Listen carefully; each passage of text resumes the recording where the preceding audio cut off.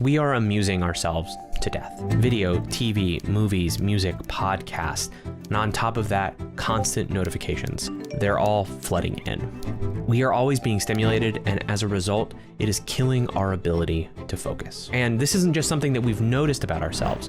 Research backs this up. Attention spans are declining. It's easy to blame the internet for this problem, but it's actually much older than that, though the internet's made it worse. And if we want to do something about it, we need to be able to break down the problem and really talk about where it comes from. So that's what we're going to do today.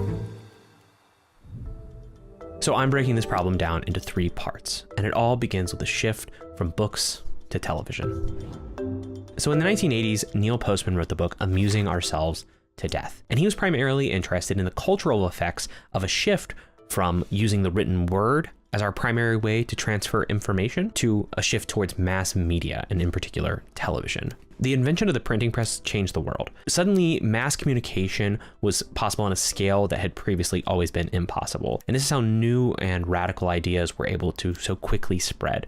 So the Protestant Reformation probably wouldn't have happened without the printing press, or the Enlightenment, or the American Revolution. But media theorists like Postman, and here we should also mention the work of Marshall McLuhan, also tell us that how we communicate ideas, the media that we use, actually changes the way that we think.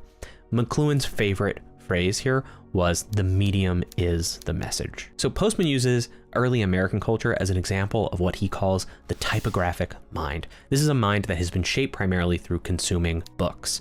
And that means that it's a mind that's used to prolonged sessions of engaged, serious, rational activity. In other words, it's a mind that's used to focusing. So that's the first takeaway. Reading as an activity actually helps build your focus, and it shifts the way that you think. But we've stopped reading. In Postman's time, more people were watching television than reading, and those numbers have only gotten worse. When you add screens and the internet and phones and all of that, which we'll talk about later, well, that just exacerbates the problem.